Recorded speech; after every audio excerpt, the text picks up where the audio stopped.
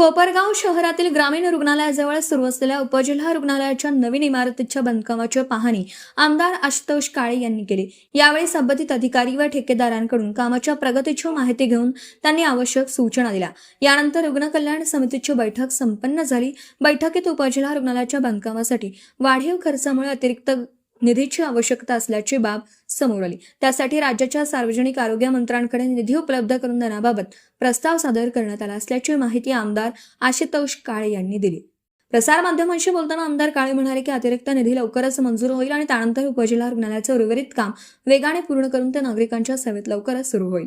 आपल्या कोपरगाव शहरामध्ये उपजिल्हा रुग्णालयाची मंजुरी येऊन आता इमारतीचं काम बऱ्याच दिवसापासून चालू आहे। ती पाहणी करण्यासाठी मी आलेलो होतो आणि रुग्ण कल्याण समितीची पण बैठक या ठिकाणी आहे।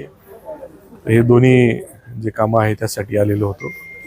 उपजिल्हा रुग्णालय मंजूर जे झालं त्याच्यामध्ये ग्राउंड +2 असं त्याचं नियोजन आहे, परंतु काही आता फाउंडेशन जे आहे ते त्याचा खर्च वाढल्यामुळं हा जरा निधी थोडा कमी पडणार आहे। अधिकचा प्रस्ताव त्या ठिकाणी आपल्या राज्याचे सार्वजनिक आरोग्य मंत्री आंबेडकर साहेब यांना त्या ठिकाणी मी मागणी केलेली आहे।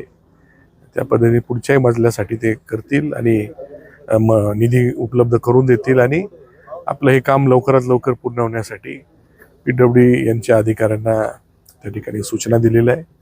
लवकरात लवकर काम होऊन ही इमारत पूर्ण होऊन रुग्णालय आपल्या सर्व नागरिकांच्या सेवेला यावेळी आरोग्य विभागाचे अधिकारी, रुग्ण कल्याण समितीचे सदस्य, संबंधित विभागाचे अधिकारी तसेच राष्ट्रवादी काँग्रेस पक्षाचे पदाधिकारी व कार्यकर्ते उपस्थित होते।